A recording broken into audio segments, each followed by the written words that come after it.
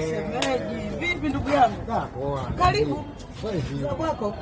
Uko poa? Kwanza karibu kae bwana. Niambie. Safi za wewe. Za siku. Mbona ndugu yangu uonekane?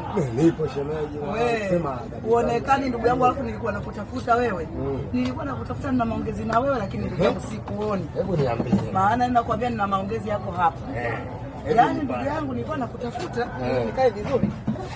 Nilikuwa nakutafuta bwana. Inaonekana hilo jambo hilo. Yaani nakwambia nina jambo muhimu sana. Hebu nitoe, naona liko lili. Nina jambo muhimu shemeji. Bwana wewe nikwambie kitu. Hicho kitu hapa tunakiongea mimi na wewe. Huyu bwana mkubwa asijue kwanza. Sababu kuna mipango iko hivi. Bwana. Kaja ndugu yako juzi kaniita. Mke wangu na maongezi na wewe. Nikamwambia haya mume wangu. Tukatoka tukakaa pale sebuleni. Haya mume wangu unasemaje? Niambia bwana mke wangu. Nimeangalia, nimekaa, nimetafakari. Nimeona wewe mwenyewe mara unaumwa mara sijui hivi. Kwa hiyo mke wangu nimeamua bora niongeze mke wa pili. Wewe yaani nakwambia aliponiambia sasa, niambia mke wa pili, akasema nataka niongeze mke wa pili. Lakini shemeji, kwa sababu dini yetu inaruhusu kuoa wake hawa wanne. Nikamwambia subiri jambo nifanye nini, nilifikirie kwanza kichwani. Sababu sio jambo la kukurupuka. Sio jambo la kukurupuka kabisa. Kwa nikaamua kutafakari, lakini sijapata jibu.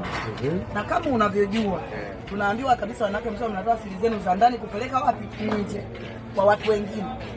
Nikasema mtu wa kumwambia ni nani? Nakuongea naye, nikasema shemeji yangu akija nimuulize, je, bwana wewe hili jambo unalijua? Bwana shemeji, hilo jambo mimi.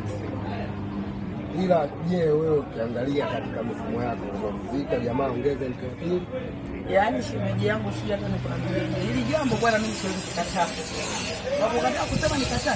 Siwezi kukataa. Unalizika? Yaani nalizika mume wangu wewe, tena nikipata mwenzangu nitafurahi.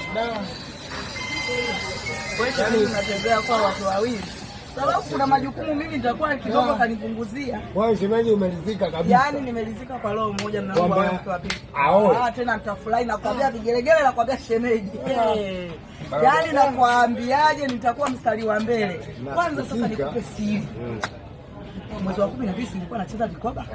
Vikoba vile nimevunja. Lakini sikumwambia ile hela niliyoipata. Bwana wewe, nimepata laki zangu 8. Kwa hiyo bwana, kwenye ile laki 8 namwambia niambie mahali shilingi ngapi. Akiniambia mahali shilingi ngapi namlipia na mahali. Yaani shemeji, hilo ni jambo la heri. Shemeji, mimi nasikitika kwa vipi?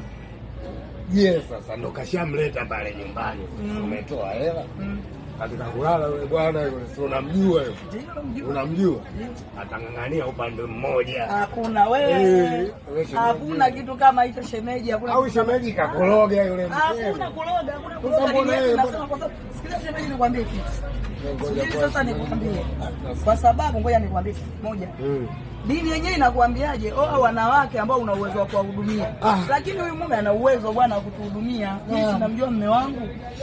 Kwa hiyo hilo wala sina shaka shemeji. Kwa hiyo kama hajakudokezea, wewe akija kukudokezea. Shemeji bwana, mimi hapa nimekusikia. Ila nampigia simu yule bwana. Aniambie ukweli.